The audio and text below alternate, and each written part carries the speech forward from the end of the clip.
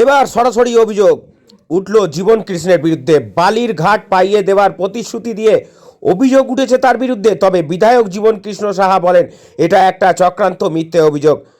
বরঞ্চা বিধায়ক বিধান কৃষ্ণ সাহা বলেন বরঞ্চা বালি মাফিয়া সক্রিয় হয়ে উঠেছে। গ্রামবাসীদের অভিযোগ পেয়ে আমি ভূমি দপ্তর বিএলআরও অফিসে গিয়েছিলাম। তিনি সমস্ত বেআইনি ঘাটগুলি বন্ধের নির্দেশ দেন। তারপর বালি মাফিয়ার আমার নামে মিথ্যে অভিযোগ করছে।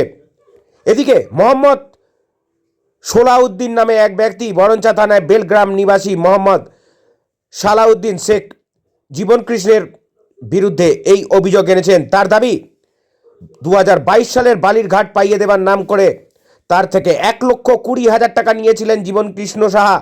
সেই টাকা ফেরত না দেওয়ায় বরঞ্চা থানায় লিখিত অভিযোগ দায়ের করেন। কি বলছেন তিনি সরাসরি শোনাবো, শুনুন।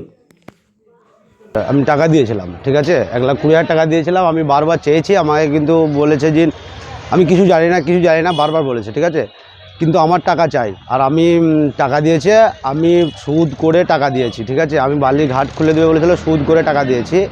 এবার কিভাবে পারবে, কি করবে কি জানি না, আমি টাকা চাই। এবার টাকা যদি না দেয় আগামী দিনে আমি কিন্তু কোনো জায়গায় ডাকমালা হোক, যেখানে হোক, গাড়ি আটকে হোক, টাকা আদায় করবো আমি।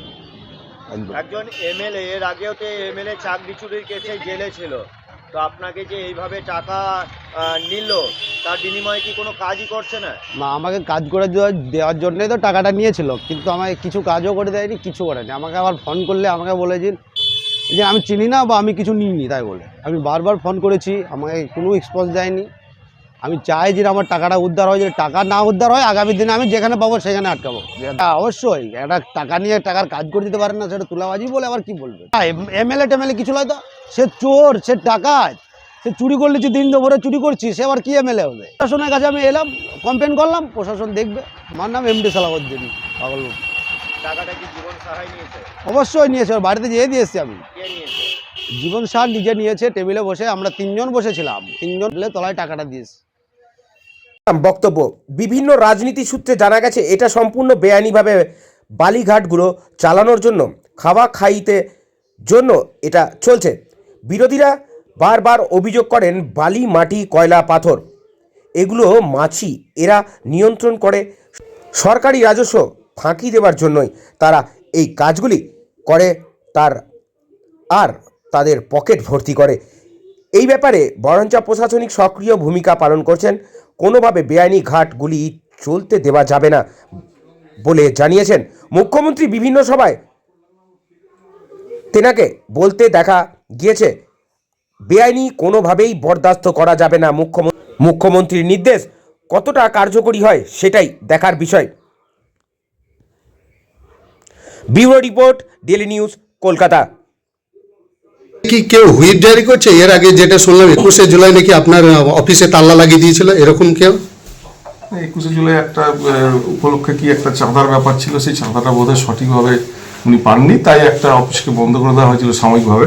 কিন্তু আমি আসার পর আমার সঙ্গে মিট না করে এটা হয়েছে, আমার খুব দুঃখ লেগেছিল যে আমার সঙ্গে না মিট করেই এটা হয়েছে। পরবর্তীকালে ওটা মিটে যায়। পরবর্তীকালে কি তৃণমূলের প্রতিষ্ঠা দিবস উপলক্ষে একটা চাঁদা চেয়েছিল, আমাদের বোধহয় সবাই মিলে পকেট থেকেও কিছু করে চাঁদা দিয়েছে, মাইনে থেকে দিয়ে ওটাকে করা গেছে। কিন্তু এখনো অবধি আর কোনো চাঁদা আমার কাছে দেওয়ার মতো নেই, কারণ চাঁদার স্কোপ তো আমাদের মাইনে থেকে তাহলে সব দিন দিতে হবে।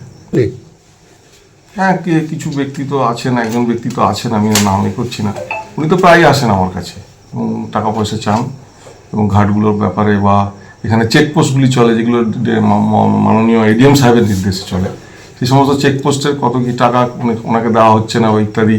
হ্যাঁ, এখানে অনেক টাকায় নাকি উনি সরকার কম পাচ্ছে। আমি জানি না উনি সরকারের ব্যাপারটা কতটা লক্ষ্য রাখেন, কারণ সরকারের কালেকশন যথেষ্ট ভালো হচ্ছে এবং আমরা আগামী দিনে যদি আমাদের যে টার্গেট আছে প্রিভিয়াস যত বছরে যা কালেকশন ছিল সেটাকেও ছাপিয়ে যেতে পারবো। আমরা যে একটা নিয়েছি, কর্মপদ্ধতি গ্রহণ করছি।